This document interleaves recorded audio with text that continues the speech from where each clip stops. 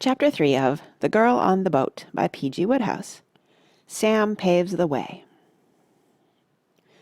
For some moments Sam remained where he was, staring after the girl as she flitted down the passage. He felt dizzy.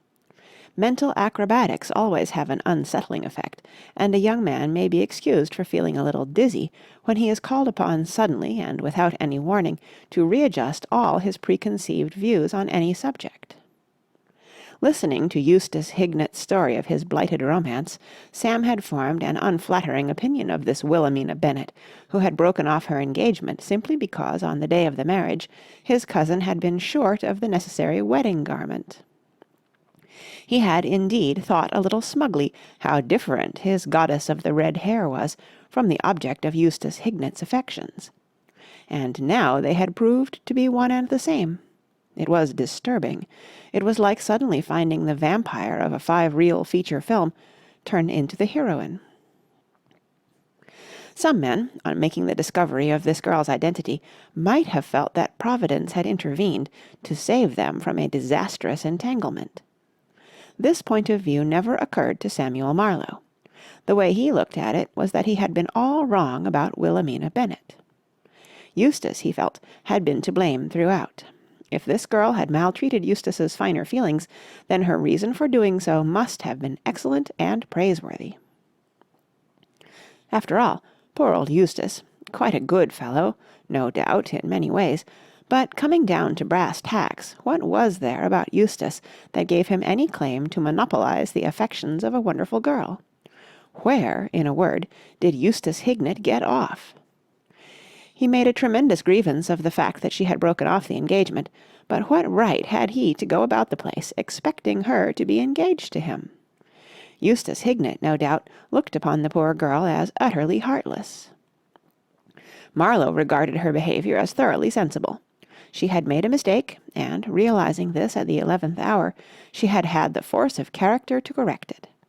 He was sorry for poor old Eustace, but he really could not permit the suggestion that Wilhelmina Bennet, her friends called her Billie, had not behaved in a perfectly splendid way throughout.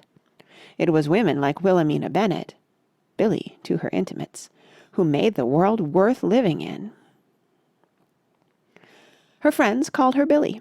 He did not blame them. It was a delightful name, and suited her to perfection. He practiced it a few times. Billie, Billie, Billie. It certainly ran pleasantly off the tongue. Billie Bennet. Very musical. Billie Marlowe. Still better. We noticed among those present the charming and popular Mrs. Billie Marlowe. A consuming desire came over him to talk about the girl to someone. Obviously indicated as the party of the second part was Eustace Hignett. If Eustace was still capable of speech, and after all the boat was hardly rolling at all, he would enjoy a further chat about his ruined life. Besides, he had another reason for seeking Eustace's society. As a man who had been actually engaged to marry this supreme girl, Eustace Hignett had an attraction for Sam akin to that of some great public monument. He had become a sort of shrine. He had taken on a glamour. Sam entered the stateroom almost reverentially, with something of the emotions of a boy going into his first dime museum. The exhibit was lying on his back, staring at the roof of the berth. By lying absolutely still and forcing himself to think of purely inland scenes and objects, he had contrived to reduce the green in his complexion to a mere tinge. But it would be paltering with the truth to say that he felt debonair. He received Sam with a wan austerity. "Sit down," he said. "Don't stand there swaying like that. I can't bear it." "Why, we aren't out of the harbour yet. Surely you aren't going to be seasick already?" "I can issue no positive guarantee. Perhaps if I can keep my mind off it. I have had good results for the last 10 minutes by thinking steadily of the Sahara." "There," said Eustace Hignett with enthusiasm, "is a place for you. That is something like a spot. Miles and miles of sand, and not a drop of water anywhere." Sam sat down on the lounge. "You're quite right. The great thing is to concentrate your mind on other topics. Why not, for instance, tell me some more about your unfortunate affair with that girl, Billie Bennet, I think you said her name was." "Wilhelmina Bennet. Where on earth did you get the idea that her name was Billie?" "I had a notion that girls called Wilhelmina were sometimes Billie to their friends." "I never called her anything but Wilhelmina, but I really cannot talk about it. The recollection tortures me." "That's just what you want. It's the counter-irritation principle. Persevere, and you'll soon forget that you're on board ship at all." "There's something in that," admitted Eustace reflectively. "It's very good of you to be so sympathetic and interested." "My dear fellow, anything that I can do. Where did you meet her first, for instance?" "At a dinner." Eustace Hignett broke off abruptly. He had a good memory, and he had just recollected the fish they had served at that dinner, a flabby and exhausted-looking fish, half sunk beneath the surface of a thick white sauce. "And what struck you most forcibly about her at first? Her lovely hair, I suppose." "How did you know she had lovely hair?" "My dear chap, I naturally assumed that any girl with whom you fell in love would have nice hair." "Well, you are perfectly right, as it happens. Her hair was remarkably beautiful. It was red." "Like autumn leaves with the sun on them," said Marlowe ecstatically. Hignett started. "What an extraordinary thing! That is an absolutely exact description. Her eyes were a deep blue, or rather green. Blue. Green. There is a shade of green that looks blue." "What the devil do you know about the colour of her eyes?" demanded Eustace heatedly. "Am I telling you about her, or are you telling me?" "My dear old man, don't get excited. Don't you see I am trying to construct this girl in my imagination, to visualize her? I don't pretend to doubt your special knowledge, but after all, green eyes generally do go with red hair, and there are all shades of green. There is the bright green of meadow grass, the dull green of the uncut emerald, the faint yellowish green of your face at the present moment." "Don't talk about the colour of my face. Now you've gone and reminded me just when I was beginning to forget." "Awfully sorry. Stupid of me. Get your mind off it again, quick. What were we saying? Oh yes, this girl. I always think it helps one to form a mental picture of people if one knows something about their tastes, what sort of things they are interested in, their favourite topics of conversation, and so on. This Miss Bennet, now, what did she like talking about?" "Oh, all sorts of things." "Yes, but what?" "Well, for one thing, she was very fond of poetry. It was that which first drew us together." "Poetry?" Sam's heart sank a little. He had read a certain amount of poetry at school, and once he had won a prize of 3 shillings and sixpence for the last line of a limerick in a competition in a weekly paper, but he was self-critic enough to know that poetry was not his long suit.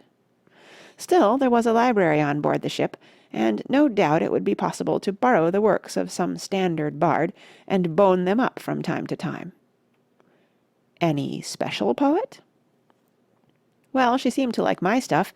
You never read my sonnet sequence on spring, did you?" "No. What other poets did she like besides you?" "Tennyson, principally," said Eustace Hignett with a reminiscent quiver in his voice. "The hours we have spent together reading the Idylls of the King." "The which of what?" inquired Sam, taking a pencil from his pocket and shooting out a cuff. "The Idylls of the King. My good man, I know you have a soul which would be considered inadequate by a common earthworm, but you have surely heard of Tennyson's Idylls of the King." "Oh, those. Why, my dear old chap, Tennyson's Idylls of the King. Well, I should say. Have I heard of Tennyson's Idylls of the King? Well, really, I suppose you haven't a copy with you on board by any chance?" "There is a copy in my kit bag, the very one we used to read together. Take it, and keep it, or throw it overboard. I don't want to see it again." Sam prospected among the shirts, collars, and trousers in the bag, and presently came upon a morocco-bound volume. He laid it beside him on the lounge. "Little by little, bit by bit," he said, "I am beginning to form a sort of picture of this girl, this—what was her name again? Bennet, this Miss Bennet. You have a wonderful knack of description. You make her seem so real and vivid. Tell me some more about her. She wasn't keen on golf by any chance, I suppose?"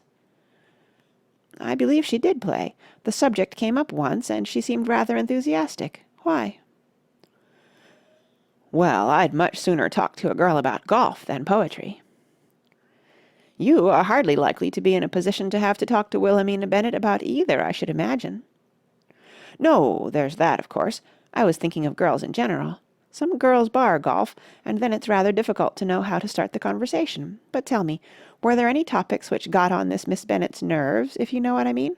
It seems to me that, at one time or another, you may have said something that offended her. I mean, it seems curious that she should have broken off the engagement if you had never disagreed or quarrelled about anything." "Well, of course, there was always the matter of that dog of hers. She had a dog, you know, a snappy brute of a Pekingese. If there was ever any shadow of disagreement between us, it had to do with that dog. I made rather a point of it that I would not have it about the home after we were married." "I see," said Sam. He shot his cuff once more, and wrote on it, "Dog, conciliate." "Yes, of course, that must have wounded her." "Not half so much as he wounded me. He pinned me by the ankle the day before Wilhelmina and I mean, were to have been married. It is some satisfaction to me in my broken state to remember that I got home on the little beast with considerable juiciness and lifted him clean over the Chesterfield." Sam shook his head reprovingly. "You shouldn't have done that," he said. He extended his cuff and added the words, "vitally important," to what he had just written. It was probably that which decided her. "Well, I hate dogs," said Eustace Hignett querulously. "I remember Wilhelmina once getting quite annoyed with me because I refused to step in and separate a couple of the brutes, absolute strangers to me, who were fighting in the street. I reminded her that we were all fighters nowadays, that life itself was in a sense a fight, but she wouldn't be reasonable about it. She said that Sir Galahad would have done it like a shot. I thought not. We have no evidence whatsoever that Sir Galahad was ever called upon to do anything half as dangerous. And anyway, he wore armour. Give me a suit of mail, reaching well down over the ankles, and I will willingly intervene in 100 dog fights. But in thin flannel trousers, no." Sam rose. His heart was light. He had never, of course, supposed that the girl was anything but perfect, but it was nice to find his high opinion of her corroborated by one who had no reason to exhibit her in a favourable light. He understood her point of view and sympathized with it. An idealist, how could she trust herself to Eustace Hignett? How could she be content with a craven who, instead of scouring the world in the quest for deeds of derring-do, had fallen down so lamentably on his first assignment? There was a specious attractiveness about poor old Eustace which might conceivably win a girl's heart for a time. He wrote poetry, talked well, and had a nice singing voice, but as a partner for life, well, he simply wouldn't do. That was all there was to it. He simply didn't add up right. The man a girl like Wilhelmina Bennett required for a husband was somebody entirely different. Somebody, felt Samuel Marlowe, much more like Samuel Marlowe. Swelled almost to bursting point with these reflections, he went on deck to join the ante-luncheon promenade. He saw Billie almost at once. She had put on one of those nice, sacky sport coats which so enhance feminine charms, and was striding along the deck with the breeze playing in her vivid hair, like the female equivalent of a Viking. Beside her walked young Mr. Bream Mortimer. Sam had been feeling a good deal more of a fellow already, but at the sight of her welcoming smile, his self-esteem almost caused him to explode. What magic there is in a girl's smile! It is the raisin which, dropped in the yeast of male complacency, induces fermentation.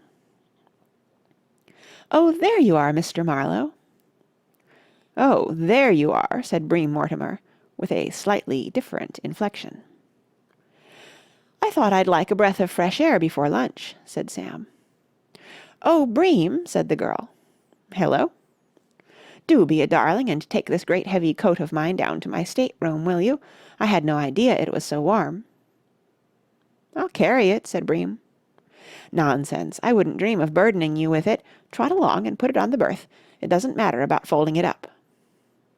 All right, said Bream moodily. He trotted along.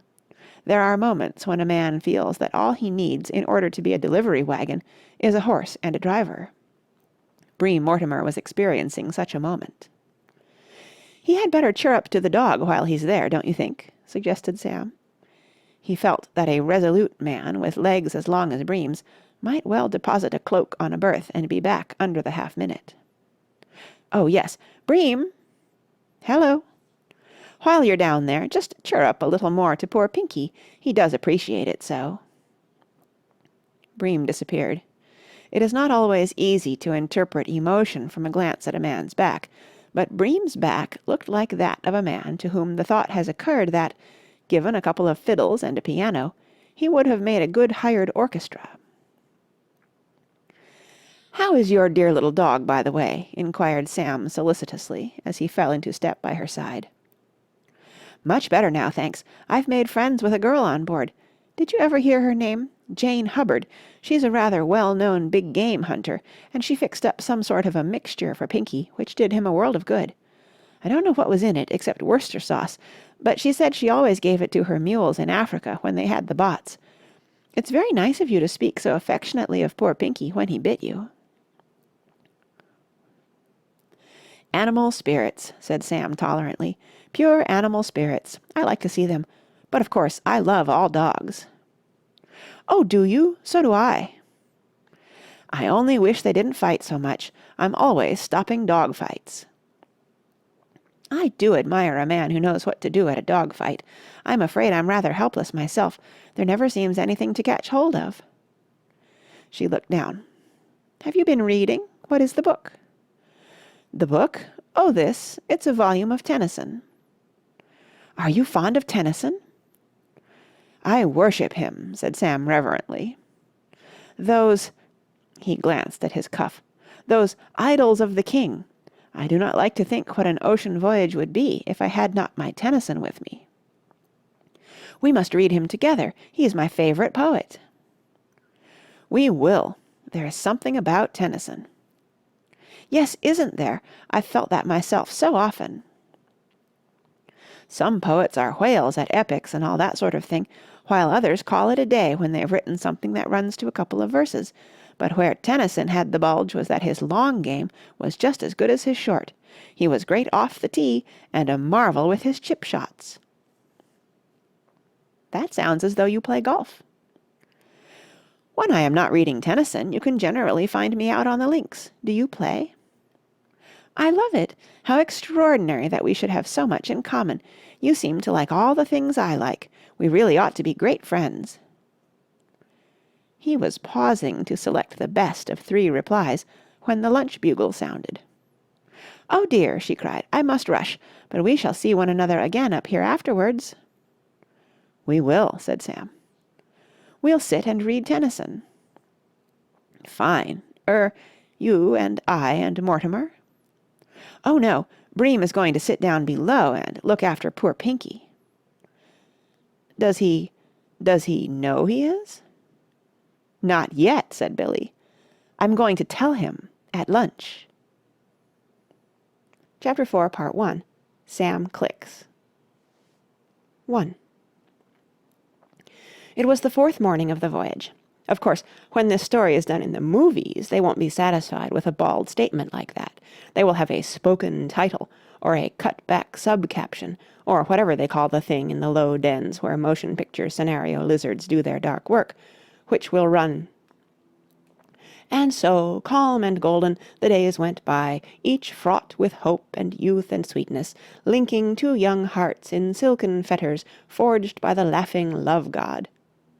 And the males in the audience will shift their chewing gum to the other cheek and take a firmer grip of their companions' hands, and the man at the piano will play "Everybody Wants a Key to My Cellar," or something equally appropriate, very soulfully and slowly, with a wistful eye on the half-smoked cigarette which he has parked on the lowest octave, and intends finishing as soon as the picture is over. But I prefer the plain frank statement that it was the 4th day of the voyage. That is my story, and I mean to stick to it. Sam Marlowe, muffled in a bathrobe, came back to the stateroom from his tub.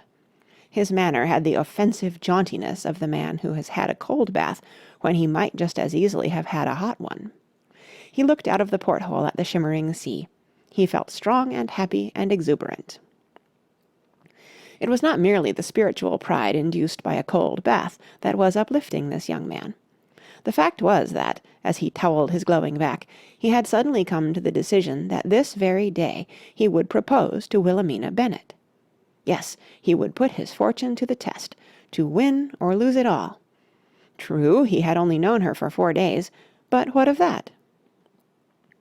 Nothing in the way of modern progress is more remarkable than the manner in which the attitude of your lover has changed concerning proposals of marriage. When Samuel Marlowe's grandfather had convinced himself, after about a year and a half of respectful aloofness, that the emotion which he felt towards Samuel Marlowe's grandmother-to-be was love, the fashion of the period compelled him to approach the matter in a roundabout way. First, he spent an evening or two singing sentimental ballads, she accompanying him on the piano, and the rest of the family sitting on the sidelines to see that no rough stuff was pulled. Having noted that she drooped her eyelashes and turned faintly pink when he came to the "thee, only thee" bit, he felt a mild sense of encouragement, strong enough to justify him in taking her sister aside next day and asking if the object of his affections ever happened to mention his name in the course of conversation. Further pourparlers having passed with her aunt, 2 more sisters, and her little brother, he felt that the moment had arrived when he might send her a volume of Shelley, with some of the passages marked in pencil.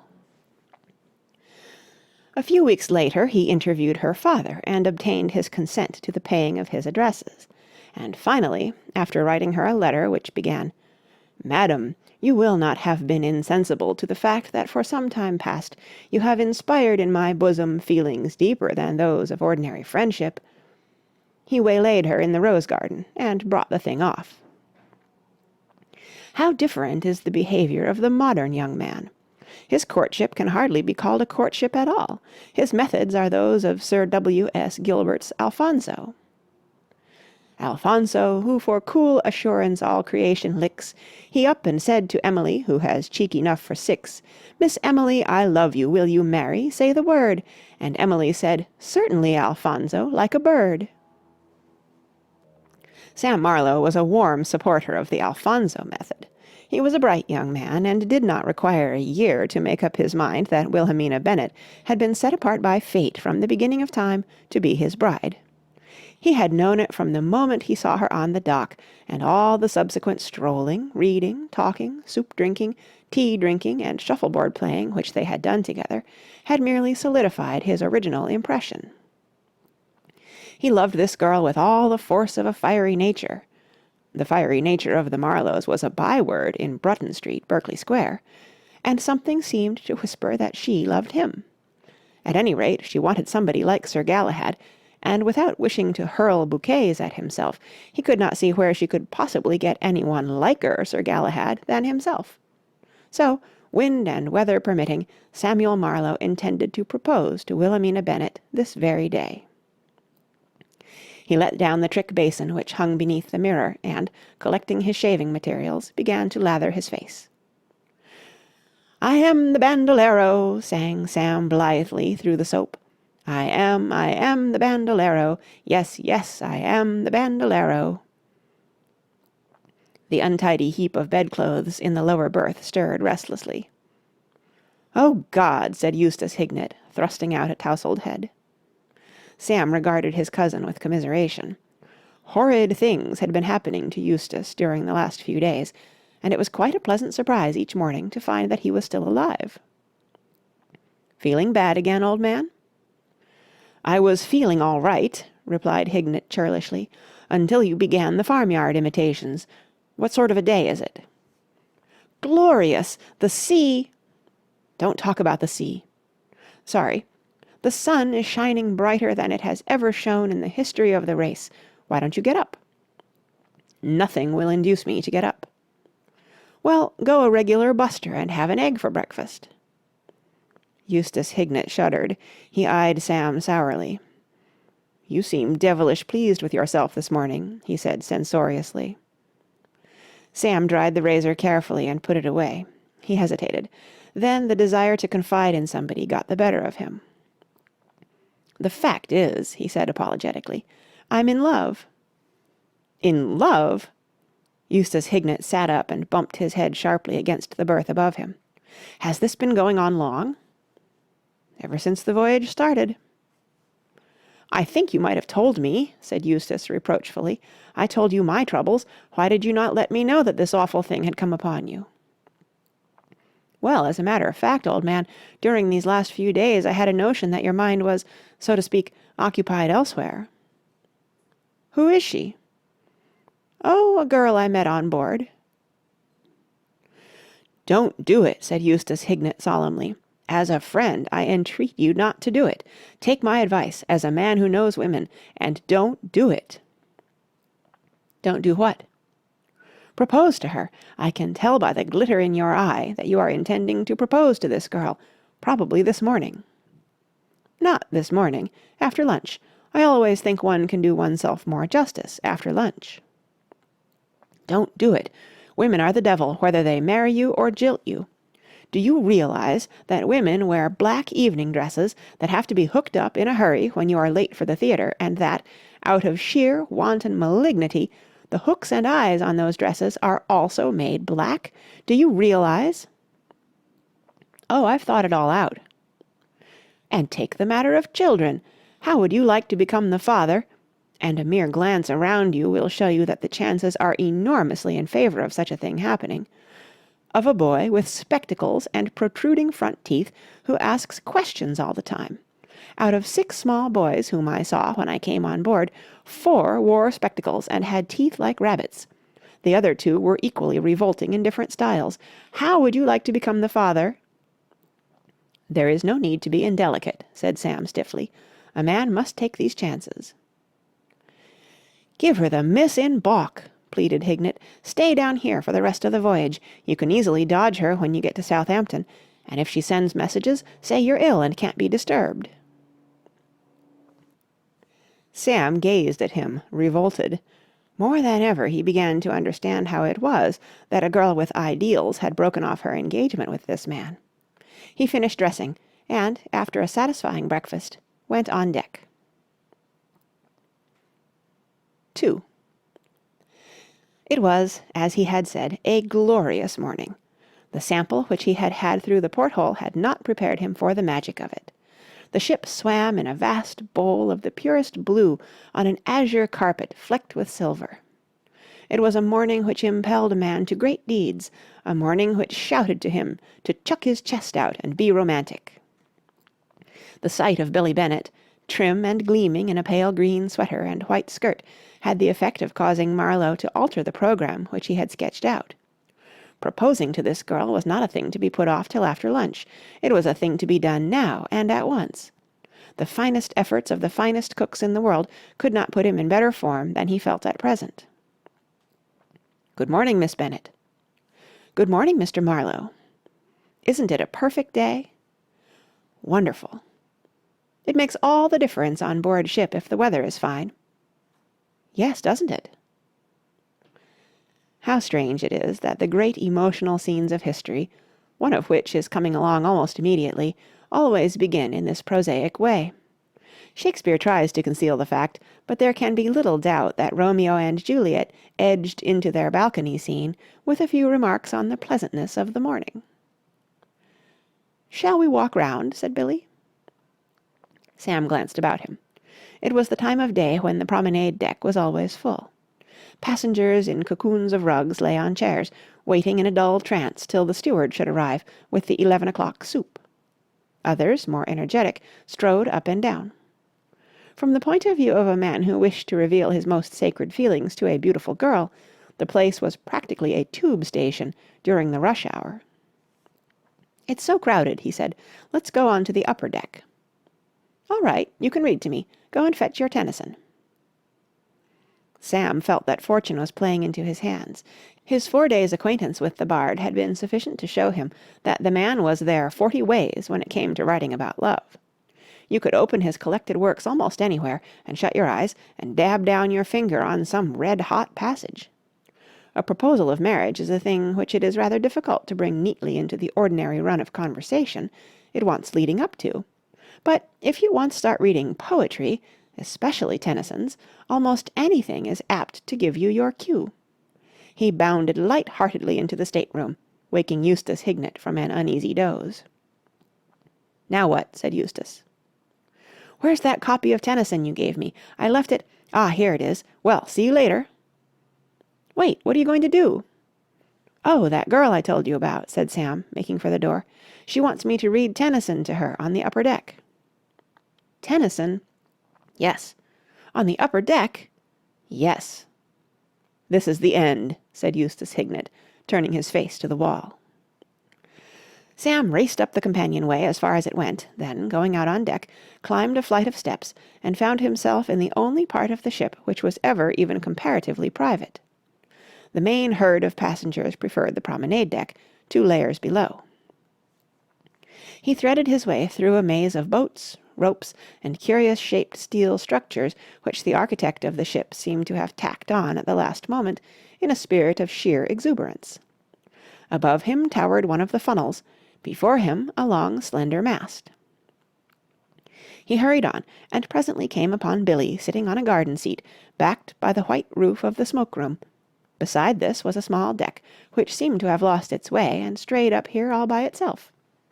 It was the deck on which one could occasionally see the patients playing an odd game with long sticks and bits of wood, not shuffleboard, but something even lower in the mental scale. This morning, however, the devotees of this pastime were apparently under proper restraint, for the deck was empty. "This is jolly," he said, sitting down beside the girl and drawing a deep breath of satisfaction. "Yes, I love this deck. It's so peaceful." "It's the only part of the ship where you can be reasonably sure of not meeting stout men in flannels and nautical caps. An ocean voyage always makes me wish that I had a private yacht." "It would be nice." "A private yacht," repeated Sam, sliding a trifle closer. "We would sail about, visiting desert islands which lay like jewels in the heart of tropical seas." "We?" "Most certainly we. It wouldn't be any fun if you were not there." "That's very complimentary." "Well, it wouldn't. I'm not fond of girls as a rule." "Oh, aren't you?" "No," said Sam decidedly. It was a point which he wished to make clear at the outset. "Not at all fond. My friends have often remarked upon it. A palmist once told me that I had one of those rare spiritual natures which cannot be satisfied with substitutes, but must seek and seek till they find their soul-mate. When other men all round me were frittering away their emotions in idle flirtations which did not touch their deeper natures, I wasn't, if you see what I mean." "Oh, you weren't?" "No. Some day I knew I should meet the only girl I could possibly love, and then I would pour out upon her the stored-up devotion of a lifetime, lay an unblemished heart at her feet, fold her in my arms, and say, 'At last!'" "How jolly for her! Like having a circus all to oneself." "Well, yes," said Sam, after a momentary pause. "When I was a child, I always thought that that would be the most wonderful thing in the world."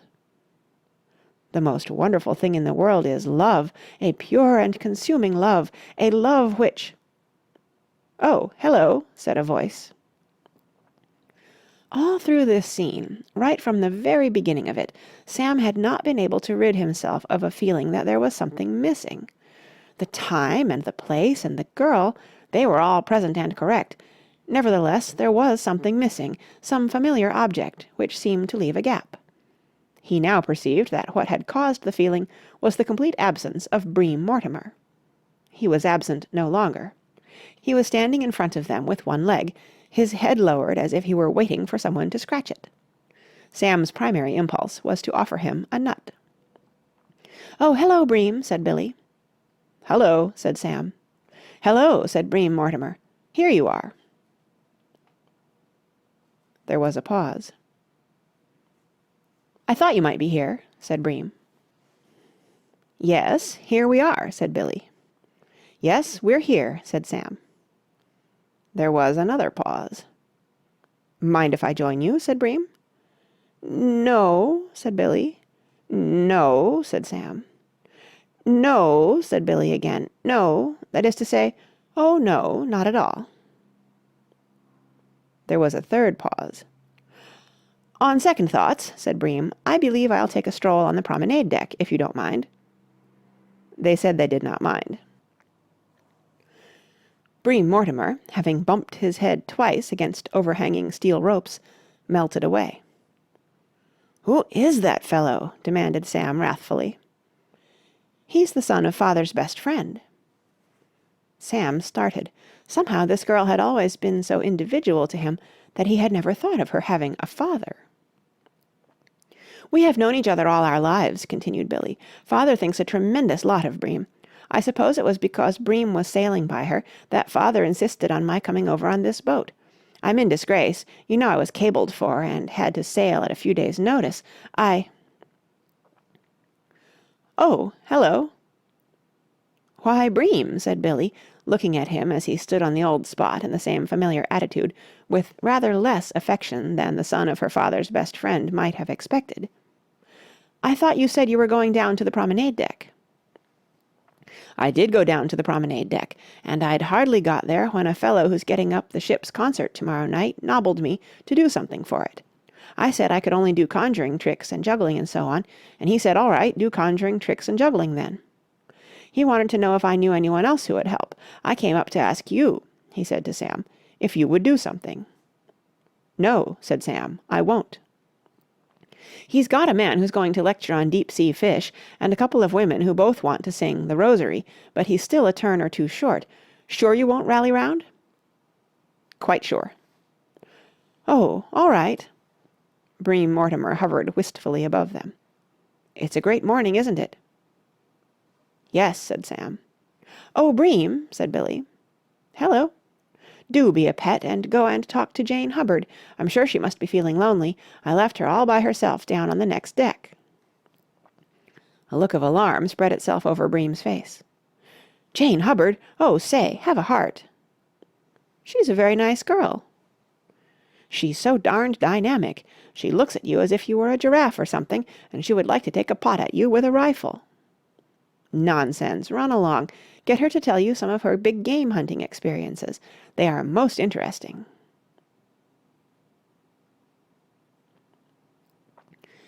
Bream drifted sadly away. "I don't blame Miss Hubbard," said Sam. "What do you mean?" "Looking at him as if she wanted to pot at him with a rifle. I should like to do it myself." "Oh, don't let's talk about Bream. Read me some Tennyson." End of chapter 4, part 1. Sam Clicks, part 2. Sam opened the book very willingly. Infernal Bream Mortimer had absolutely shot to pieces the spell which had begun to fall on them at the beginning of their conversation. Only by reading poetry, it seemed to him, could it be recovered. And when he saw the passage at which the volume had opened, he realized that his luck was in. Good old Tennyson. He was all right. He had the stuff. You could rely on him every time. He cleared his throat. "Oh, let the solid ground not fail beneath my feet before my life has found what some have found so sweet. Then let come what come may, what matter if I go mad, I shall have had my day. Let the sweet heavens endure, not close and darken above me, before I am quite, quite sure that there is one to love me." This was absolutely topping. It was like diving off a springboard. He could see the girl sitting with a soft smile on her face, her eyes big and dreamy, gazing out over the sunlit sea. He laid down the book and took her hand. "There is something," he began in a low voice, "which I have been trying to say ever since we met, something which I think you must have read in my eyes." Her head was bent. She did not withdraw her hand. "Until this voyage began," he went on, "I did not know what life meant, and then I saw you. It was like the gate of heaven opening. You are the dearest girl I ever met, and you can bet I'll never forget—" He stopped. "I'm not trying to make it rhyme," he said apologetically. "Billie, don't think me silly. I mean, If you had the merest notion, dearest... I don't know what's the matter with me. Billie, darling, you are the only girl in the world. I have been looking for you for years and years, and I have found you at last, my soul-mate. Surely this does not come as a surprise to you. That is, I mean, you must have seen that I've been keen... There's that damned Walt Mason stuff again." His eyes fell on the volume beside him, and he uttered an exclamation of enlightenment. "It's those poems," he cried. "I've been boning them up to such an extent that they've got me doing it too. What I'm trying to say is, will you marry me?" She was drooping towards him. Her face was very sweet and tender, her eyes misty. He slid an arm about her waist. She raised her lips to his. 3. Suddenly she drew herself away, a cloud on her face. "Darling," she said, "I've a confession to make." "A confession? You? Nonsense." "I can't get rid of a horrible thought. I was wondering if this will last." "Our love? Don't be afraid that it will fade. I mean, why, it's so vast it's bound to last. That is to say, of course it will." She traced a pattern on the deck with her shoe. "I'm afraid of myself. You see, once before, and it was not so very long ago, I thought I had met my ideal, but—" Sam laughed heartily. "Are you worrying about that absurd business of poor old Eustace Hignett?" She started violently. "You know?" "Of course. He told me himself." "Do you know him? Where did you meet him?" "I've known him all my life. He's my cousin. As a matter of fact, we are sharing a stateroom on board now." "Eustace is on board? Oh, this is awful. What shall I do when I meet him?" "Oh, just pass it off with a light laugh and a genial quip. Just say, 'Oh, here you are,' or something. You know the sort of thing." "It will be terrible." "Not a bit of it. Why should you feel embarrassed? He must have realized by now that you acted in the only possible way. It was absurd his ever expecting you to marry him. I mean to say, just look at it dispassionately. Eustace, poor old Eustace, and you, the princess and the swineherd." "Does Mr. Hignett keep pigs?" she asked, surprised. "I mean that poor old Eustace is so far below you, darling, that, with the most charitable intentions, one can only look on his asking you to marry him in the light of a record exhibition of pure nerve. A dear good fellow, of course, but hopeless where the sterner realities of life are concerned. A man who can't even stop a dog fight. In a world which is practically one seething mass of fighting dogs, how could you trust yourself to such a one? Nobody is fonder of Eustace Hignett than I am, but, well, I mean to say—" "I see what you mean. He really wasn't my ideal." "Not by a mile." She mused, her chin in her hand. "Of course, he was quite a dear in a lot of ways." "Oh, a splendid chap," said Sam tolerantly. "Have you ever heard him sing? I think what first attracted me to him was his beautiful voice. He really sings extraordinarily well." A slight but definite spasm of jealousy afflicted Sam. He had no objection to praising poor old Eustace within decent limits, but the conversation seemed to him to be confining itself too exclusively to one subject. "Yes," he said. "Oh, yes, I've heard him sing. Not lately. He does drawing-room ballads and all that sort of thing still, I suppose." "Have you ever heard him sing 'My love is like a glowing tulip that in an old-world garden grows'?" "I have not had that advantage," replied Sam stiffly. "But anyone can sing a drawing-room ballad. Now something funny, something that will make people laugh, something that really needs putting across. That's a different thing altogether." "Do you sing that sort of thing?" "People have been good enough to say." "Then," said Billie decidedly, "you must certainly do something at the ship's concert tomorrow. The idea of your trying to hide your light under a bushel. I will tell Bream to count on you. He is an excellent accompanist. He can accompany you." "Yes, but, well, I don't know," said Sam doubtfully. He could not help remembering that the last time he had sung in public had been at a house supper at school, 7 years before, and that on that occasion somebody, whom it was a lasting grief to him that he had been unable to identify, had thrown a pat of butter at him.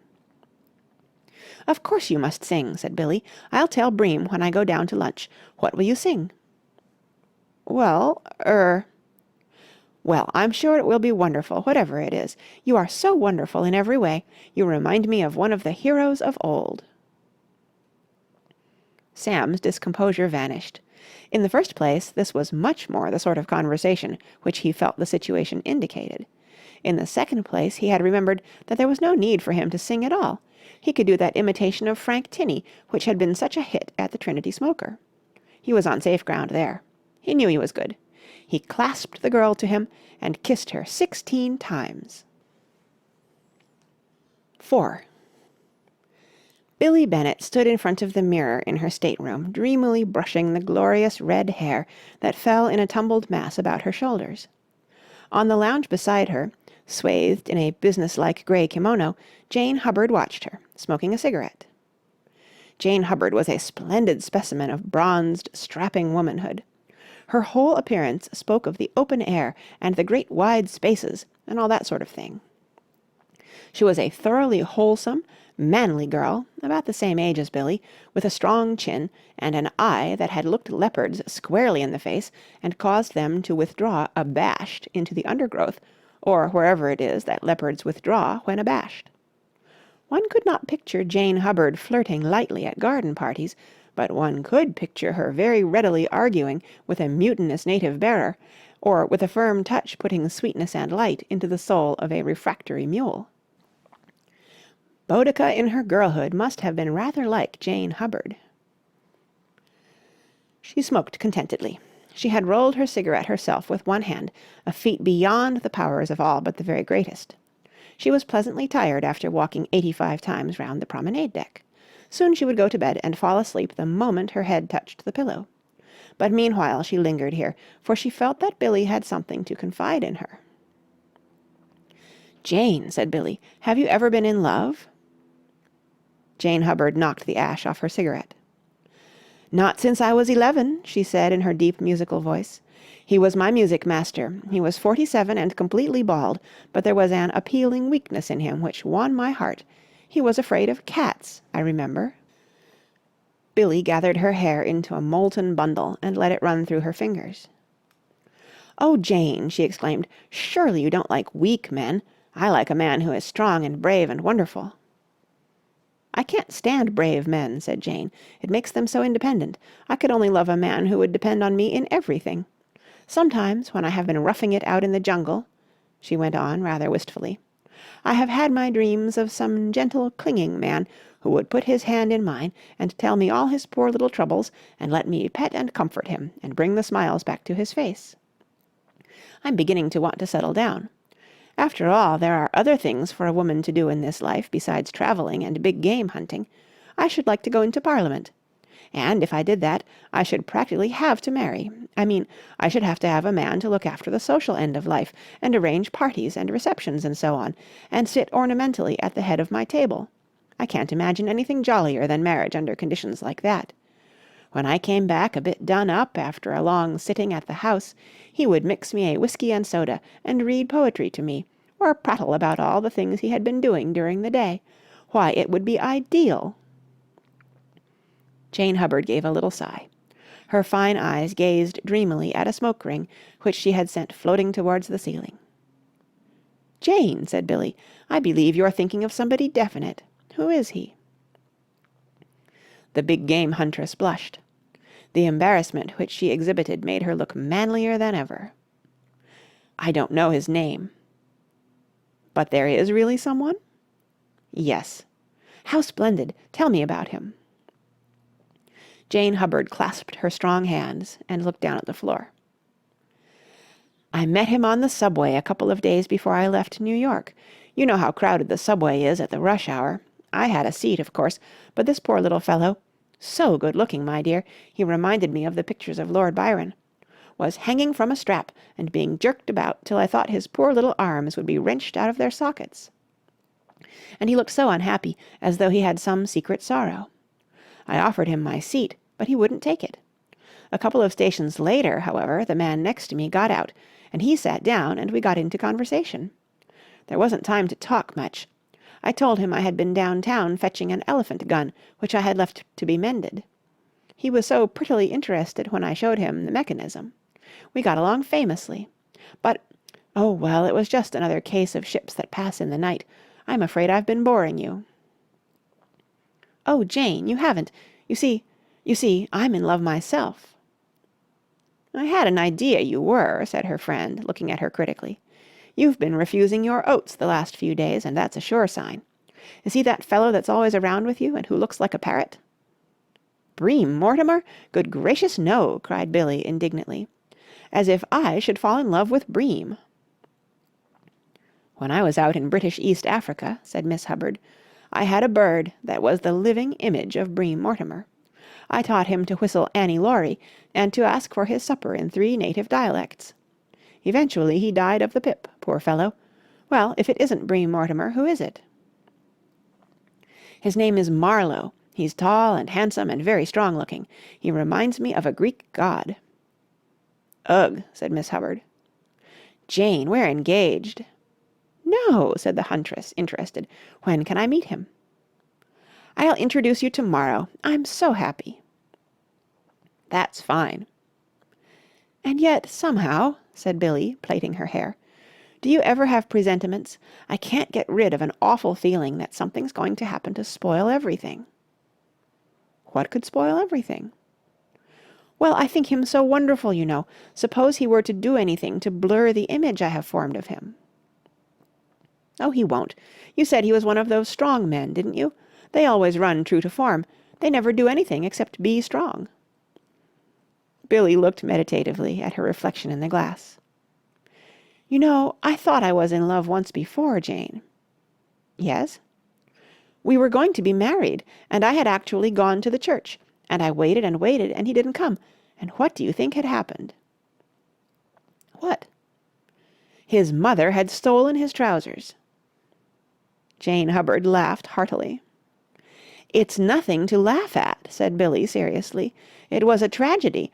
I had always thought him romantic, and when this happened the scales seemed to fall from my eyes. I saw that I had made a mistake." "And you broke off the engagement?" "Of course." "I think you were hard on him. A man can't help his mother stealing his trousers." "No, but when he finds they're gone, he can phone to the tailor for some more, or borrow the janitor's, or do something. But he simply stayed where he was and didn't do a thing. Just because he was too much afraid of his mother to tell her straight out that he meant to be married that day." "Now that," said Miss Hubbard, "is just the sort of trait in a man which would appeal to me. I like a nervous, shrinking man." "I don't. Besides, it made him seem so ridiculous. And, I don't know why it is, I can't forgive a man for looking ridiculous. Thank goodness my darling Sam couldn't look ridiculous, even if he tried. He's wonderful, Jane. He reminds me of a knight of the Round Table. You ought to see his eyes flash." Miss Hubbard got up and stretched herself with a yawn. "Well, I'll be on the promenade deck after breakfast to-morrow. If you can arrange to have him flash his eyes then, say between 9:30 and 10, I shall be delighted to watch them." End of Chapter 4, Part 2. Chapter 5. Persecution of Eustace. "Good God!" cried Eustace Hignett. He stared at the figure which loomed above him in the fading light which came through the porthole of the stateroom. The hour was 7:30, and he had just woken from a troubled doze, full of strange nightmares, and for the moment he thought that he must still be dreaming, for the figure before him could have walked straight into any nightmare, and no questions asked. Then suddenly he became aware that it was his cousin, Samuel Marlowe. As in the historic case of Father in the Pigsty, he could tell him by his hat. But why was he looking like that? Was it simply some trick of the uncertain light, or was his face really black, and had his mouth suddenly grown to 6 times its normal size, and become a vivid crimson? Sam turned. He had been looking at himself in the mirror with a satisfaction which, to the casual observer, his appearance would not have seemed to justify. Hignett had not been suffering from a delusion. His cousin's face was black, and, even as he turned, he gave it a dab with a piece of burnt cork, and made it blacker. "Hullo, you awake?" he said, and switched on the light. Eustace Hignett shied like a startled horse. His friend's profile, seen dimly, had been disconcerting enough. Full face, he was a revolting object. Nothing that Eustace Hignett had encountered in his recent dreams, and they had included such unusual fauna as elephants in top hats and running shorts, had affected him so profoundly. Sam's appearance smote him like a blow. It seemed to take him straight into a different and a dreadful world. What? He gurgled. Sam squinted at himself in the glass and added a touch of black to his nose. How do I look? Eustace Hignett began to fear that his cousin's reason must have become unseated. He could not conceive of any really sane man, looking like that, being anxious to be told how he looked. Are my lips red enough? It's for the ship's concert, you know. It starts in half an hour, though I believe I'm not on till the second part. Speaking as a friend, would you put a touch more black round the ears, or are they all right? Curiosity replaced apprehension in Hignett's mind. What on earth are you doing performing at the ship's concert? Oh, they roped me in. It got about somehow that I was a valuable man, and they wouldn't take no. Sam deepened the color of his ears. As a matter of fact, he said casually, my fiancé made rather a point of my doing something. A sharp yelp from the lower berth proclaimed the fact that the significance of the remark had not been lost on Eustace. Your fiancé? The girl I'm engaged to. Didn't I tell you about that? Yes, I'm engaged. Eustace sighed heavily. I feared the worst. Tell me, who is she? Didn't I tell you her name? No. Curious, I must have forgotten. He hummed an airy strain as he blackened the tip of his nose. It's rather a curious coincidence, really. Her name is Bennet. She may be a relation. That's true. Of course, girls do have relations. What is her first name? That is another rather remarkable thing. It's Wilhelmina. Wilhelmina? Of course, there must be hundreds of girls in the world called Wilhelmina Bennet, but still it is a coincidence. What color is her hair? Demanded Eustace Hignett in a hollow voice. Her hair. What color is it? Her hair? Now let me see. You ask me what color is her hair. Well, you might call it auburn, or russet, or you might call it Titian. Never mind what I might call it. Is it red? Red? Why, yes, that is a very good description of it. Now that you put it to me like that, it is red. Has she a trick of grabbing at you suddenly when she gets excited, like a kitten with a ball of wool? Yes, she has. Eustace Hignett uttered a sharp cry. Sam, he said, can you bear a shock? I'll have a dash at it. Brace up. I'm ready. The girl you are engaged to is the same girl who promised to marry me. Well, well, said Sam. There was a silence. Awfully sorry, of course, and all that, said Sam. Don't apologize to me, said Eustace. My poor old chap, my only feeling towards you is one of the purest and profoundest pity. He reached out and pressed Sam's hand. I regard you as a toad beneath the harrow. Well, I suppose that's one way of offering congratulations and cheery good wishes. And on top of that, went on Eustace, deeply moved, you have got to sing at the ship's concert. Why shouldn't I sing at the ship's concert? My dear old man, you have many worthy qualities, but you must know that you can't sing. You can't sing for nuts. I don't want to discourage you, but long ago as it is, you can't have forgotten what an ass you made of yourself at that house supper at school. Seeing you up against it like this, I regret that I threw a lump of butter at you on that occasion, though at the time it seemed the only course to pursue. Sam started. Was it you who threw that bit of butter? It was. I wish I'd known. You silly chump, you ruined my collar. Ah, well, it's 7 years ago. You would have had to send it to the wash anyhow by this time. But don't let us brood on the past. Let us put our heads together and think how we can get you out of this terrible situation. I don't want to get out of it. I confidently expect to be the hit of the evening. The hit of the evening? You singing? I'm not going to sing. I'm going to do that imitation of Frank Tinney which I did at the Trinity Smoker. You haven't forgotten that. You were at the piano taking the part of the conductor of the orchestra. What a riot I was. We were. I say, Eustace, old man, I suppose you don't feel well enough to come up now and take your old part? You could do it without a rehearsal. You remember how it went. Hullo, Ernest. Hullo, Frank. Why not come along? The only piano I will ever sit at will be one firmly fixed on a floor that does not heave and wobble under me. Nonsense. The boat's as steady as a rock now. The sea's like a mill-pond. Nevertheless, thanking you for your suggestion, no. Oh, well, then I shall have to get on as best I can with that fellow Mortimer. We've been rehearsing all the afternoon, and he seems to have the hang of the thing. But he won't be really right. He has no pep, no vim. Still, if you won't, well, I think I'll be getting along to his stateroom. I told him I would look in for a last rehearsal. The door closed behind Sam, and Eustace Hignett, lying on his back, gave himself up to melancholy meditation. He was deeply disturbed by his cousin's sad story. He knew what it meant, being engaged to Wilhelmina Bennet. It was like being taken aloft in a balloon and dropped with a thud on the rocks. His reflections were broken by the abrupt opening of the door. Sam rushed in. Eustace peered anxiously out of his berth. There was too much burnt cork on his cousin's face to allow of any real registering of emotion, but he could tell from his manner that all was not well.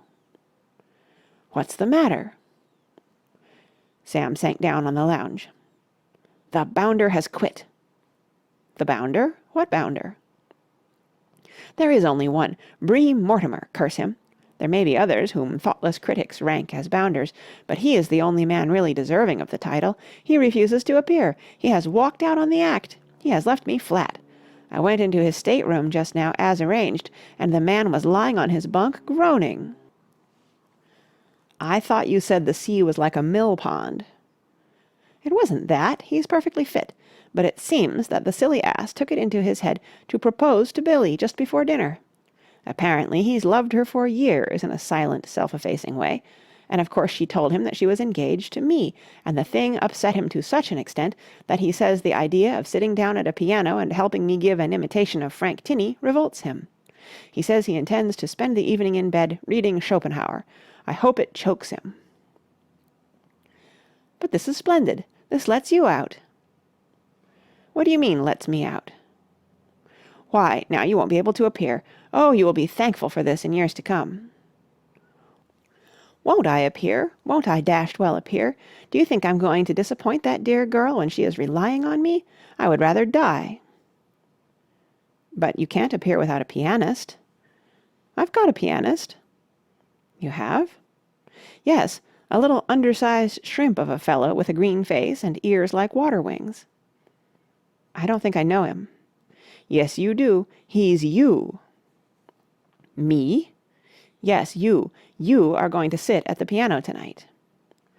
"I'm sorry to disappoint you, but it's impossible. I gave you my views on the subject just now." "You've altered them." "I haven't." "Well, you soon will, and I'll tell you why. If you don't get up out of that damned berth you've been roosting in all your life, I'm going to ring for J.B. Midgley, and I'm going to tell him to bring me a bit of dinner in here, and I'm going to eat it before your eyes." "But you've had dinner." "Well, I'll have another. I feel just ready for a nice fat pork chop." "Stop, stop!" "A nice fat pork chop with potatoes and lots of cabbage," repeated Sam firmly, "and I shall eat it here on this very lounge. Now, how do we go?" "You wouldn't do that," said Eustace piteously. "I would and I will." "But I shouldn't be any good at the piano. I've forgotten how the thing used to go." "You haven't done anything of the kind. I come in and say, 'Hullo, Ernest,' and you say, 'Hullo, Frank,' and then you help me tell the story about the Pullman car. A child could do your part of it." "Perhaps there is some child on board." "No, I want you. I shall feel safe with you. We've done it together before." "But honestly, I really don't think... It isn't as if..." Sam rose and extended a finger towards the bell. "Stop, stop!" cried Eustace Hignett. "I'll do it." Sam withdrew his finger. "Good," he said. "We've just got time for a rehearsal while you're dressing. Hullo, Ernest." "Hullo, Frank," said Eustace Hignett brokenly, as he searched for his unfamiliar trousers.